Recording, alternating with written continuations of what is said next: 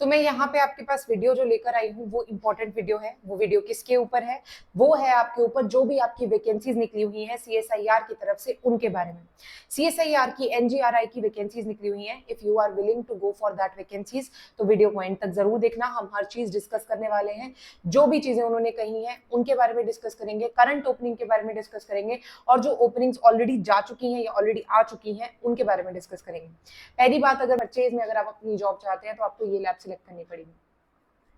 ये पुरानी वैकेंसी है, तो पुरानी वैकेंसी अगर आप पुरानी में जाना चाहते हैं, आपने फिल नहीं किया है, आप जेएसए के लिए ट्राई कर रहे हैं, तो आप इसको फिल कर सकते हैं। This is gonna be a great job for you. अगर आपको नहीं पता तो अब करंट वैकेंसीज भी निकली हैं परमानेंट पोजीशन के लिए। परमानेंट पोजीशन के लिए है तो आप ध्यान से देखिए तो आपको पता लग जाएगा, ठीक है। सो परमानेंट पोजीशन के लिए नेक्स्ट वैकेंसीज आ चुकी हैं। ये है स्टेनोग्राफर की वैकेंसी, ये है स्टेनोग्राफर की वैकेंसी और जेएसए की वैकेंसी जर्नल की। कम है पोस्टें, आई कैन अंडरस्टैंड, काफी कम पोस्टें हैं। मैं ऐसी पोस्ट के लिए वैसे नहीं बनाती हूँ, बट पुरानी पड़ी थी और अभी आई हैं तो आई जस्ट थिंक कि मुझे बनानी चाहिए वीडियो, तो मैंने बनाई है। एक को निकली है पोस्ट, 30 की लास्ट डेट है। If you are willing to fill for this, go for it. This is a permanent job and gives all the benefit. सारे के सारे सेंटर के बेनिफिट ही आपको देती है। तो जो बच्चे 12th में हैं वो भी भर सकते हैं, लेकिन आपको स्टेनो आनी चाहिए। स्टेनो टेक्स टाइम, तो 12th के बाद मेरे हिसाब से आपको स्टेनो सीख लेनी चाहिए। जो बच्चे गवर्नमेंट जॉब में जाना चाहते हैं उनके लिए बहुत इंपॉर्टेंट चीज है। Preference for post and cadres, तो आपको पता होना चाहिए जूनियर सेक्रेटेरिएट के लिए आपको कैडर यानी कि आपको चुनना पड़ता है कि आप कौन से वाले पोस्ट के लिए अप्लाई कर रहे हैं। So if you are applicable please go for that, okay. उसके बाद आपको पता होना चाहिए कि इसके लिए क्या एजुकेशनल क्वालिफिकेशन है। दोबारा बता देती हूँ, +2 एजुकेशनल क्वालिफिकेशन है, ठीक है। The incumbent is required to provide assistance in the function of general administration. General administration में जो भी फंक्शन है वो जेएसए निभाएगा। उसकी टाइपिंग स्पीड होनी चाहिए, ठीक है। उसको टाइपिंग आनी चाहिए। अगर आपको टाइपिंग आती है, आपने +2 की हुई है, तो ये पेपर आपके लिए है। टाइपिंग में आपके पास क्या होना चाहिए? आपके पास यहाँ पे क्लियर बोला हुआ है कि आपके पास 35 वर्ड्स पर मिनट की इंग्लिश की टाइपिंग और 30 वर्ड्स पर मिनट की हिंदी की टाइपिंग होनी चाहिए। 10,500 की डिप्रेशन पर आवर और 9,000 की depression per hour for Hindi. तो अगर आपको हिंदी या इंग्लिश दोनों में से टाइपिंग आती है और आप 12th के हैं तो आप जेएसए का पेपर ये वाला या पुराने वाला जो निकला हुआ है वो भर सकते हैं। उसके साथ ही आपके पास आ जाता है कि अगर आप 12th नहीं, आप डिप्लोमा है, 3 इयर्स का आपने डिप्लोमा कर रखा है, तो भी आप भर सकते हैं। क्योंकि मुझे बहुत सारे बच्चों ने पूछा था कि डिप्लोमा के बाद भर सकते हैं, बिल्कुल भर सकते हैं।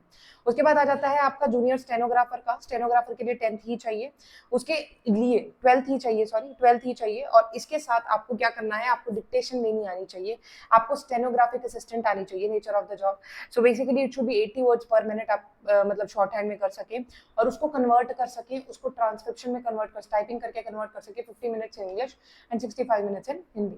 मतलब पहले आपने डिक्टेशन देनी है 10 मिनट की, फिर उसको कन्वर्ट करके एक शीट प्रोड्यूस करनी है, वो शीट यहाँ पे काम आएगी, ठीक है।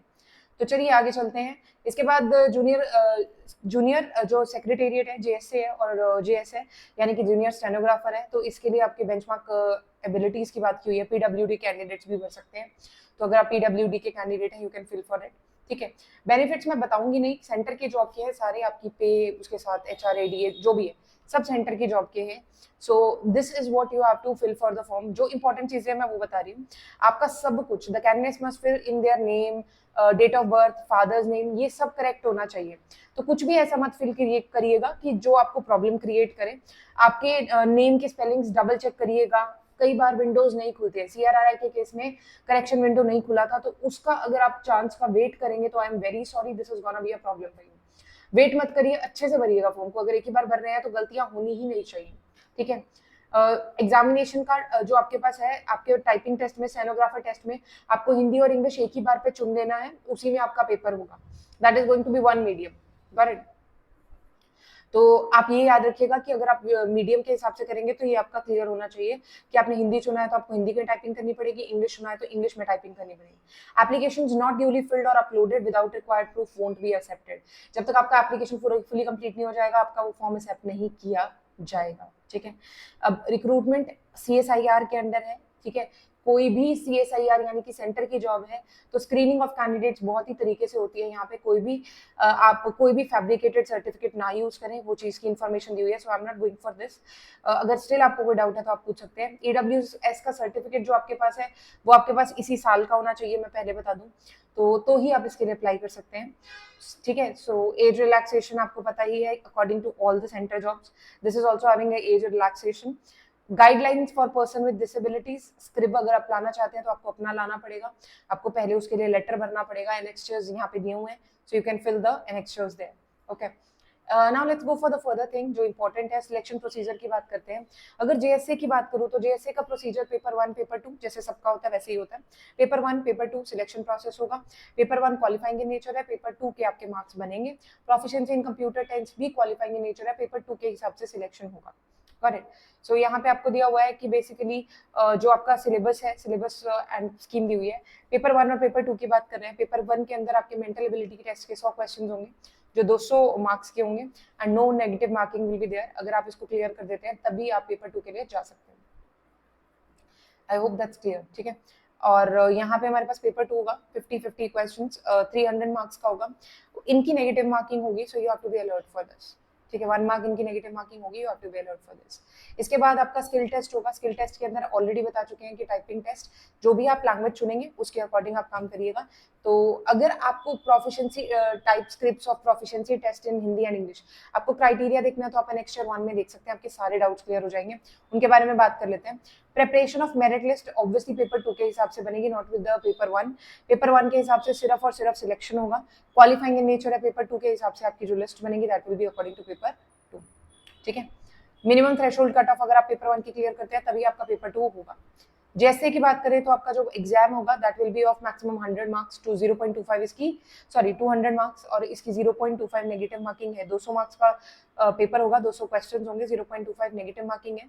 2 घंटे का पेपर होगा। सो अगर आप इसको क्लियर कर देते हैं फिर प्रोफिशिएंसी टेस्ट होगा।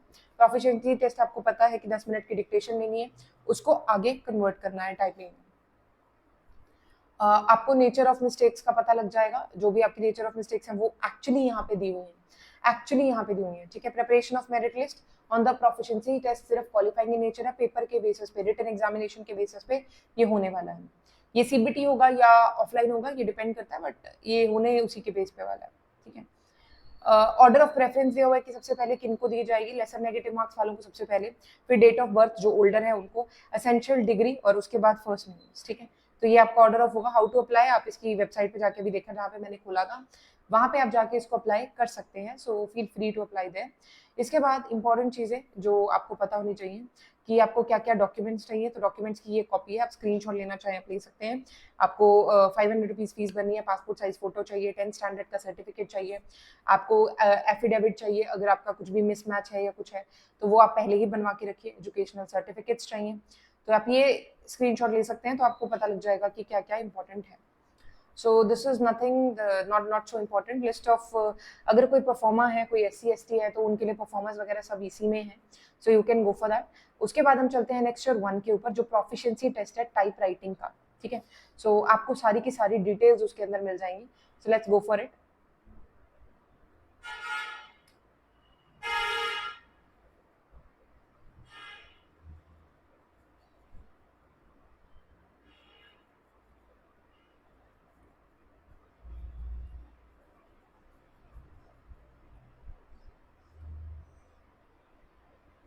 तो ये आपके पास है जो आपका, देखिए ये आपके पास है आपका प्रोफिशिएंसी टेस्ट की डिटेल्स, ठीक है। तो इन्होंने क्लियर दिया हुआ है कि dated this much, approval of the content authority is near by conveyed. आपका एक टाइप राइटिंग का एक सर्टिफिकेट है जो साइट के ऊपर दिया हुआ है CSIR का 2007 का। तो ये उसको कह रहे हैं कि उसके अकॉर्डिंग मिस्टेक्स आपकी कैलकुलेट होंगी, तो आप वो चेक ऑन कर सकते हैं। मैंने वीडियो भी बना रखा है, अगर आपको डिटेल चाहिए तो नीचे वीडियो है, बुक्स कौन सी यूज करनी है, कैसे फॉलो करें, क्या पढ़ें, ये सब का वीडियो है पड़ा नीचे डिटेल में। आपको अगर चाहिए तो आप वहां से देख सकते हैं। इसके बाद इन्होंने एनेक्सर 2 में दिया हुआ है बेसिकली स्टेनोग्राफर के लिए भी दिया हुआ है इन्होंने, तो स्टेनोग्राफर के लिए आप चेक ऑन कर सकते हैं। इन्होंने कंप्लीट मिस्टेक्स भी मेंशन की हुई है यहाँ तक कि स्कीम में। तो ये है स्कीम आपकी, this is basically the paper of stenographer. उसके बाद ये स्कीम ऑफ मिस्टेक्स है, ये हाफ फुल मिस्टेक्स। इसके अकॉर्डिंग ही मैंने पहले भी बच्चों को बताया था कि आप कौन सी मिस्टेक कर सकते हैं और कौन सी मिस्टेक नहीं कर सकते। So all the very best and keep your spirits high. अगर आप पेपर को भर रहे हैं तो आप इन मिस्टेक्स को चेक ऑन कर सकते हैं कि आप टाइपिंग में ये मिस्टेक्स ना करें, और ये मिस्टेक्स ये वाला ही फॉलो होगा, इन्होंने नोटिफिकेशन में दिया हुआ है। सो डोंट लूज, आपको सिर्फ जाकर फॉर्म भरना है, फॉर्म भरिए और उसकी तैयारी शुरू कर दीजिए। All the very best.